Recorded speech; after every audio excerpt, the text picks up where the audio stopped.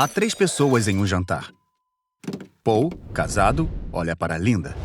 Enquanto isso, Linda está olhando para John, que não é casado. Há alguém casado olhando para alguém que não é casado? Pensem bem nisso. A maioria diz que não há informação suficiente para responder, e elas estão erradas.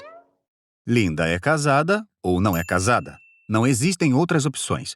Em ambos os cenários, há alguém casado olhando para alguém que não é casado. Com essa explicação, a maioria muda de opinião e aceita a resposta certa, ainda que muito confiante com sua primeira resposta. Vejamos outro caso. Um estudo de 2005 de Brandon Nyan e Jason Reifler examinou a atitude de norte-americanos com relação às justificativas para a guerra do Iraque. Os pesquisadores apresentaram aos participantes uma notícia que mostrava que não foram encontradas armas de destruição em massa.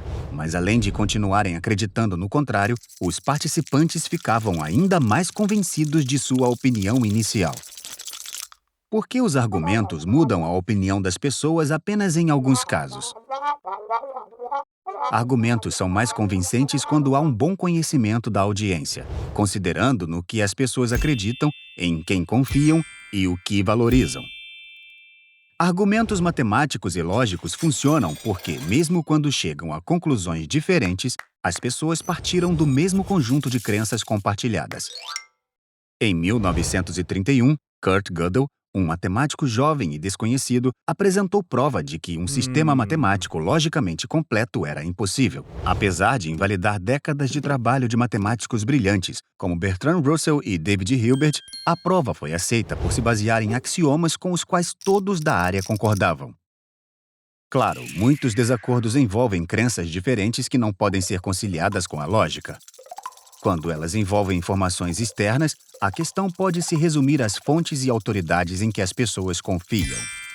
Um estudo pedia às pessoas que calculassem estatísticas relacionadas a mudanças climáticas.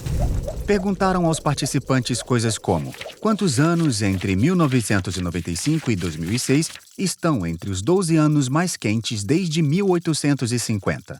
Após responderem, eles receberam dados do painel intergovernamental sobre mudanças climáticas que mostravam que a resposta era 11 desses 12 anos.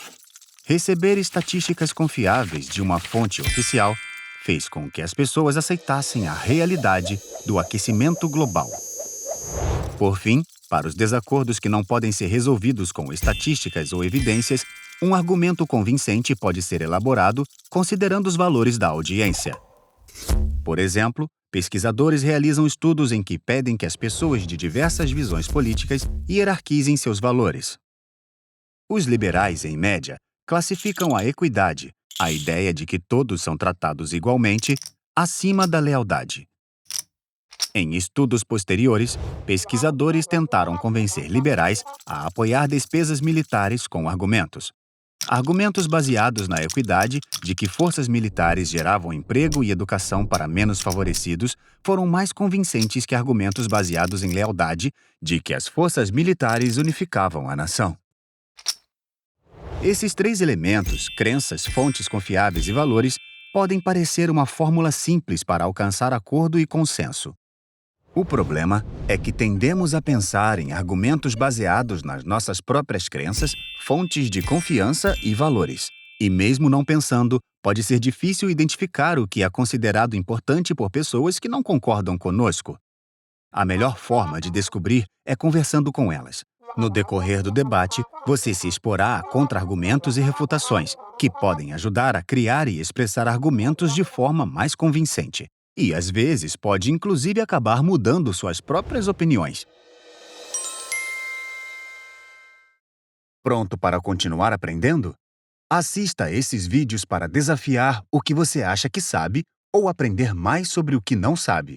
Inscreva-se e alimente sua curiosidade.